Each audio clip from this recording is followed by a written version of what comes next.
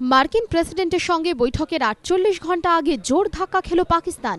কাশ্মীর নিয়ে পাক প্রধানমন্ত্রী নওয়াজ শরীফের দাবি পত্রপাঠ খারিজ করে দিল আমেরিকা। মার্কিন প্রশাসনের সাফ কথা, ভারত পাকিস্তানের দ্বিপাক্ষিক বিষয়ে নাক গলাবে না তারা। বারাক ওবামার সঙ্গে বৈঠকের আগে রবিবার কাশ্মীর সমস্যার সমাধানে মার্কিন হস্তক্ষেপ দাবি করেন পাকিস্তানের প্রধানমন্ত্রী নওয়াজ শরীফ। শরীফ বলেন, ১৯৯৯ সালে কাশ্মীর ইস্যুতে হস্তক্ষেপের জন্য তৎকালীন মার্কিন প্রেসিডেন্ট বিল ক্লিন্টনের কাছে আর্জি জানিয়েছিলেন তিনি। শরীফের এই বক্তব্যের প্রেক্ষিতে কড়া প্রতিক্রিয়া দেয় ভারত।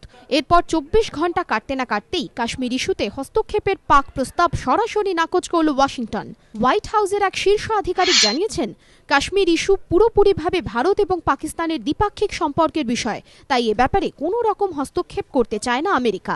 যা সমস্যা রয়েছে, আলোচনার মাধ্যমেই দুদেশকে তা মেটাতে হবে। এ ব্যাপারে মার্কিন প্রশাসনের আগে যে অবস্থান ছিল, এখনো তাই আছে। প্রসঙ্গত, এদিনও ভারত স্পষ্ট করে দিয়েছে, কাশ্মীর ইস্যুতে কোনো তৃতীয় পক্ষের হস্তক্ষেপ সমর্থন করা হবে না। हमेशा हमारा स्टैंड रहा है, ये दो कंट्री के बीच की बात है, तीसरी कंट्री यहाँ हिस्सा नहीं ले सकती है। ये आज से नहीं, पंडित जवाहरलाल नेहरू से हम यही हमारे राय रख रहे हैं और आज भी वही हमारी राय है। পাকিস্তানের কাশ্মীর নিয়ে দাবির বিরুদ্ধে সুর চড়িয়েছে বিজেপিও।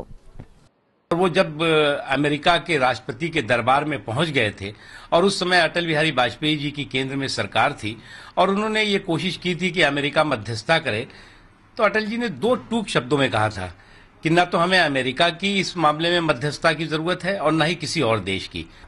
इसलिए हमें हमारी सरकार को इसी तरह की नीति अपनानी होगी, इसी तरह के स्पष्ट और साफ संदेश देने होंगे। আগামী বুধবার মার্কিন প্রেসিডেন্ট বারাক ওবামার সঙ্গে বৈঠক করবেন পাক প্রধানমন্ত্রী নওয়াজ শরীফ। কাশ্মীর নিয়ে তার এ দফার চাল অঙ্কুরেই বিনাশ হওয়ায় নওয়াজ এখন কি কৌশল নেন, সেদিকেই তাকিয়ে কূটনৈতিক মহল। এবিপি আনন্দ।